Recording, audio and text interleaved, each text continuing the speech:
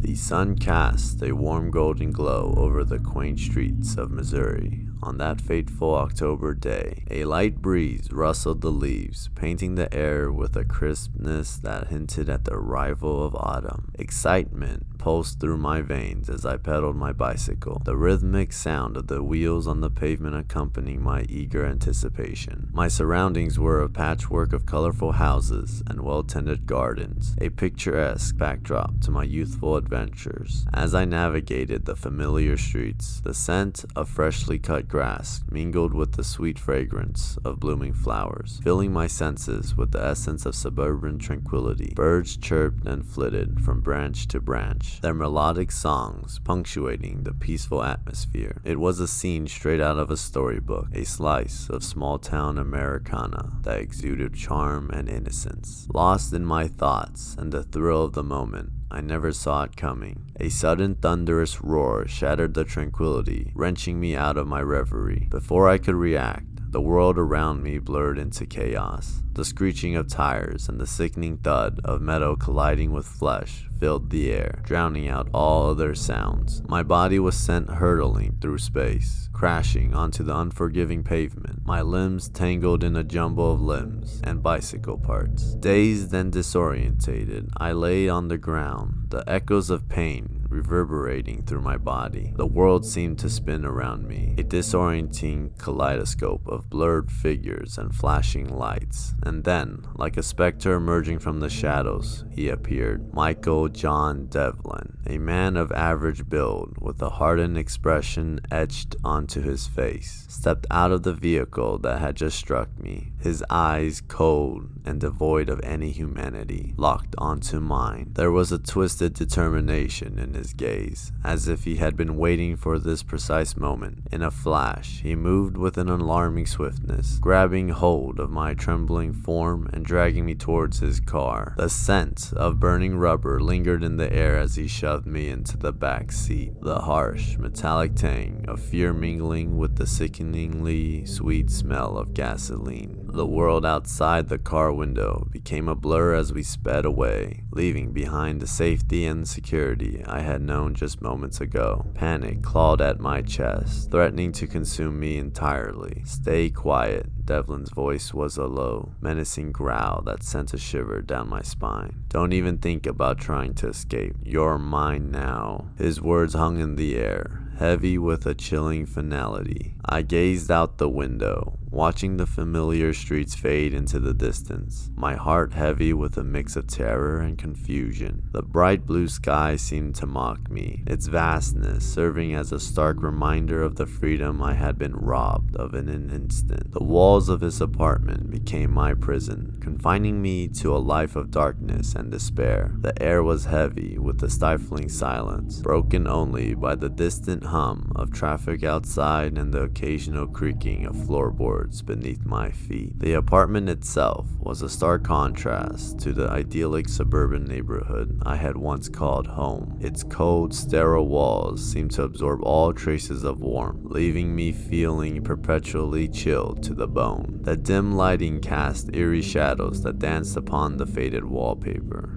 creating a macabre ballet of darkness. Devlin's presence loomed like a specter, a constant reminder of my captivity. His eyes, hollow and devoid of empathy, followed my every move, suffocating me with their intensity. He wore an expression that blended twisted satisfaction with a twisted sense of control, relishing in the power he held over me. Within the suffocating confines of those walls, I clung to the tiniest glimpses of normalcy, the moments when Devlin allowed me a semblance of freedom within his twisted game. On rare occasions, he permitted me to venture outside, albeit under his watchful gaze. The world beyond the walls of the apartment taunted me, tantalizingly close, yet forever out of reach. The scent of freshly brewed coffee wafted through the air as we walked through bustling streets, a stark contrast to the stale atmosphere that hung within Devlin's lair. During those outings, I became a silent observer of a world I had once belonged to. Laughter and conversation mingled with the tantalizing aromas of street food, drawing drawing me into a world that felt both familiar and foreign. I longed to reach out, to beg for help from strangers passing by, but the fear that Devlin had instilled in me held me captive, like an invisible force field, keeping me isolated. Inside the apartment,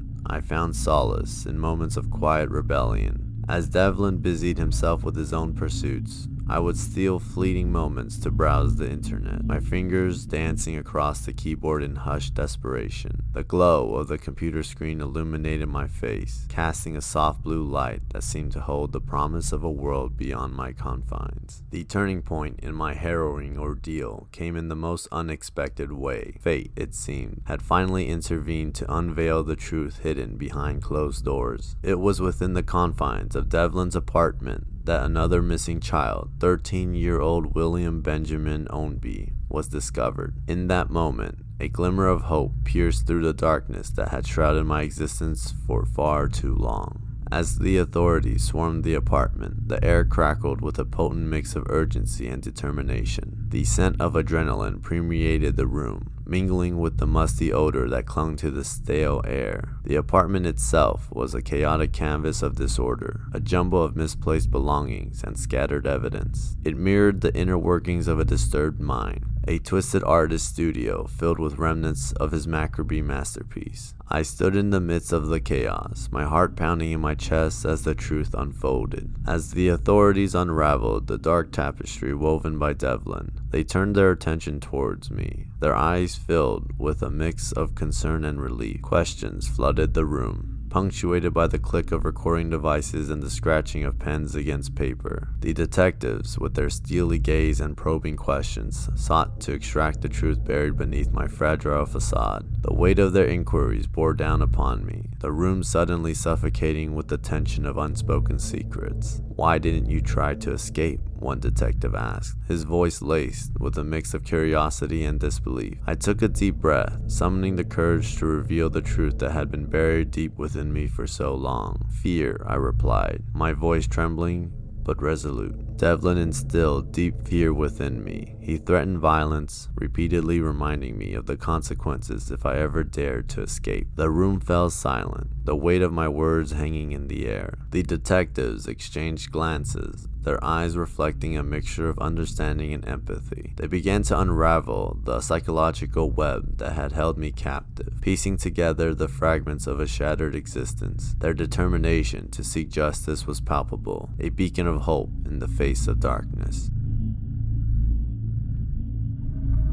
The flickering candlelight danced upon the marble tiles of my father's opulent bathroom, casting playful shadows across the room. The air was thick with the scent of lavender as the warm water embraced my weary body in the clawfoot tub. It was a moment of tranquil respite, a sanctuary from the chaos of the outside world. Little did I know, as I luxuriated in that peaceful haven, that darkness was inching its way closer, ready to shatter the serenity I held so dear. The silence was abruptly pierced by the jarring sound of splintering wood, a violent intrusion that ruptured the tranquility I had sought. Startled, I sat upright, my heart pounding in my chest like an erratic drumbeat. 4 men burst into the room, their faces masked by a cold, ruthless determination. My breath caught in my throat as my eyes met the barrel of a sawed-off shotgun, its ominous presence casting a chilling shadow over the room. Fear gripped me like a vice, rendering me unable to move,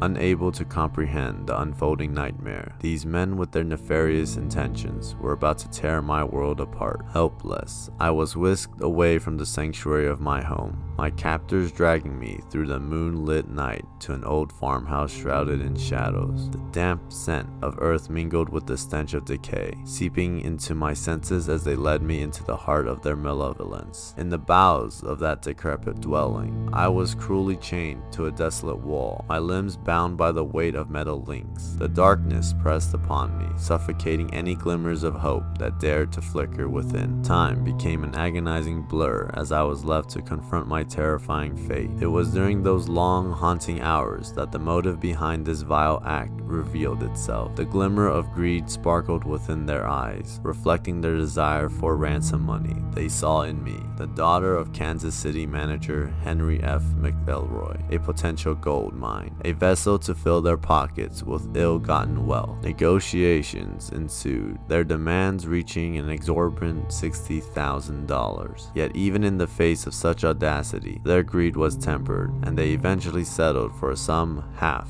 of their initial demands. My life, it seemed, was reduced to a monetary transaction, a cruel transaction, sealed with the ink of despair. Amid the bleakness of my captivity, an unexpected glimmer of humanity broke through the darkness. One of the men, his face etched with an enigmatic sadness, treated me with a semblance of care and consideration. He dared to defy the coldness that clung to their criminal pursuits, displaying a flicker of compassion that left me both bewildered and conflicted. In an act that defied reason, he bestowed upon me a delicate bouquet of flowers, their vibrant hues standing in stark contrast to the desolation that engulfed me. As their fragrance permeated the dank air, they offered a fleeting glimpse of beauty, a reminder that even in the bleakest of circumstances, fragments of kindness could be found. The ordeal of my abduction had unleashed a whirlwind of consequences, casting its long shadow upon the lives of those involved. The days that followed my release were a blur of police investigations, frenzied media coverage, and a city on edge. The capture of the three men responsible provided a glimmer of solace, a faint hope that justice would prevail. As the trial loomed, the public's curiosity swelled, hungry for every detail that could shed light on the twisted minds that had orchestrated my captivity. The courtroom became an arena where truth and lies collided, where the fate of those who had disrupted my life would be decided. But amidst the piercing gaze of judgment,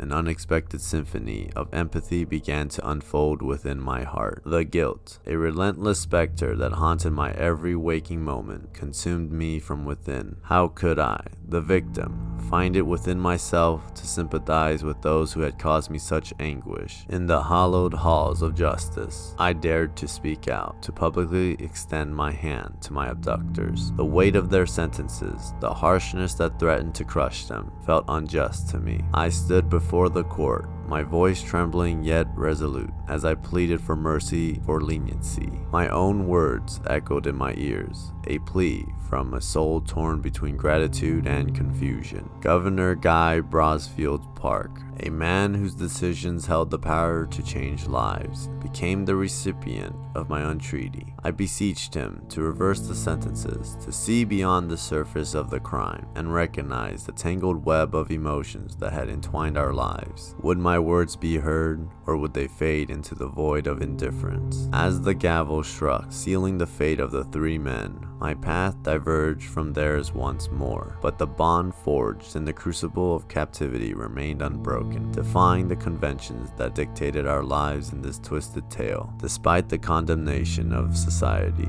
I extended an olive branch to the McGee brothers. Behind the cold, unyielding bars of their prison cells, our friendship bloomed, a fragile blossom in an arid wasteland. I visited them, my steps guided by a mix of compassion and a desire to understand the depths of their motives. We shared stories, tears, and moments of respite in the unforgiving confines of their captivity. With each visit, I would bring them gifts, tokens of remembrance that bridged the gap between our world. My actions drew scorn and bewilderment from those who could not fathom the complexities of our connection. But in those fleeting moments, locked away from prying eyes, we were bound by a shared experience, however twisted its roots. In the darkest corners of my soul, I questioned my own motives. Was it a desperate attempt to seek absolution, or a reflection of my unyielding capacity for forgiveness? Perhaps it was an act of defiance, a refusal to let my identity be shaped solely by the chains of victimhood. The courtroom may have rendered its verdict,